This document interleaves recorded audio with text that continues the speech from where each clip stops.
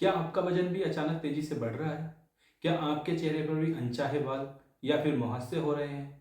या फिर आपके पीरियड समय पर नहीं आते? यदि हाँ, तो आप अकेले नहीं हैं।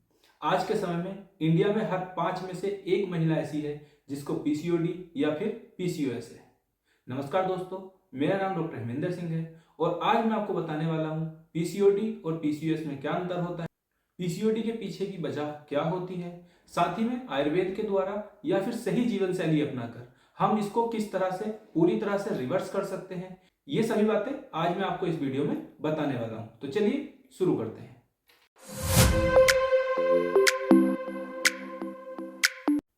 तो दोस्तों, सबसे पहले हम समझ लेते हैं कि पीसीओएस और पीसीओडी में क्या अंतर होता है। ज्यादातर लोग पीसीओडी और पीसीओएस को एक ही समझते हैं।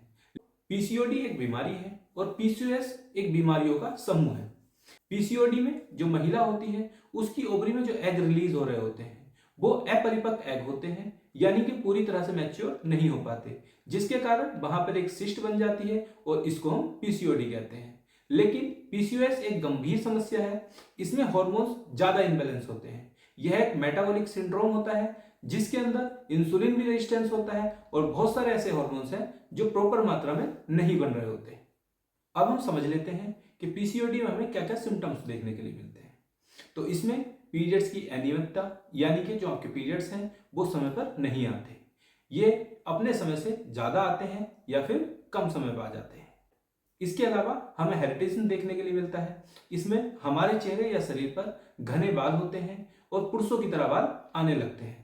थर्ड, हमारा वेट बढ़ने लगता है, स्पेशली जो हमारा पेट का एरिया है उस पर बहुत ज्यादा चर्बी इकट्ठा होने लगती है और हमारा पेट नीचे की साइड लटकने लगता है। फोर्थ, इसमें हमें बहुत ज्यादा थकान महसूस होती है और हमारे मूड्स बहुत ज्यादा स्विंग्स होते हैं। फिफ्थ, पीसीओडी वाले पेशेंट को हेयर फॉल बहुत ज्यादा होता है। हमारे पास अक्सर पेशेंट ओपीडी में शिकायत लेके आते हैं कि हमें पीसीओडी है और हमारा हेयर फॉल बहुत ज्यादा हो रहा है। तो ये भी एक देखने वाली समस्या है। अब हम देख लेते हैं पीसीओडी को आयुर्वेद किस नजरिए से देखता है, वह इसको किस तरह की व्याधि मानता है।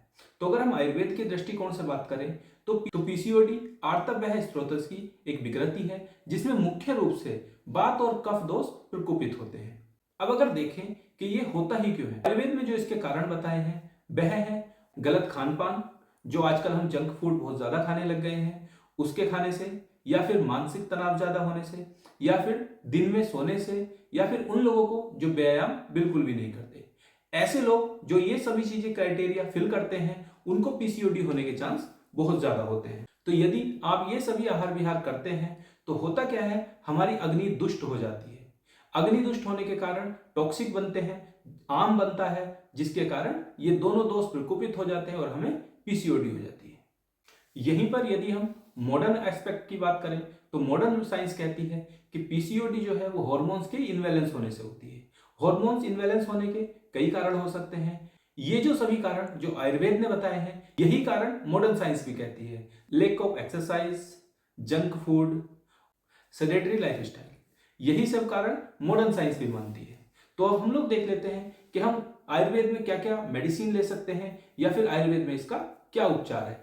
अगर इसमें हम आयुर्वेदिक हर्ब्स की बात करें तो कांचनार गुगलू और अशोकाचूर्ण इसमें रामबाण का काम करते हैं, ये हमें बहुत ही अच्छा रिजल्ट दे सकते हैं। साथ ही में हम दालचीनी का भी उपयोग कर सकते हैं। दालचीनी यदि हम एक चुटकी गुनगुने पानी के साथ डेली लेते हैं तो ये इंसुलिन रेजिस्टेंस को कम करती है।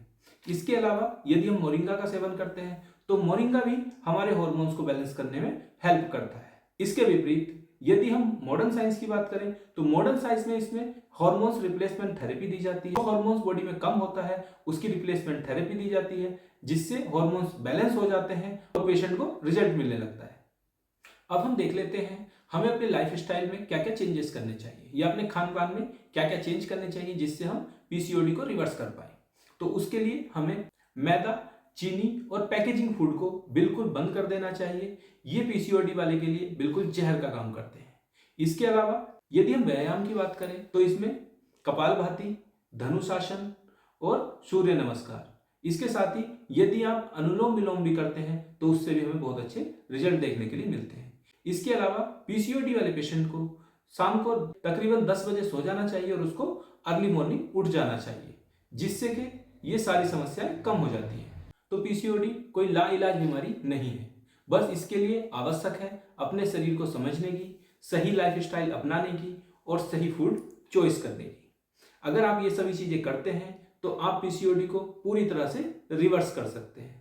यदि आपको ये वीडियो अच्छी लगी है, पसंद आई है, तो वीडियो को लाइक कर दीजिए। साथ ही में ये वीडियो उन महिलाओं को भेज दीजिए जिनको इसकी आवश्यकता है, और चैनल को सब्सक्राइब करना बिल्कुल ना भूलें। साथ ही में यदि आपका कोई सवाल है तो हमें कमेंट बॉक्स में जरूर लिखें।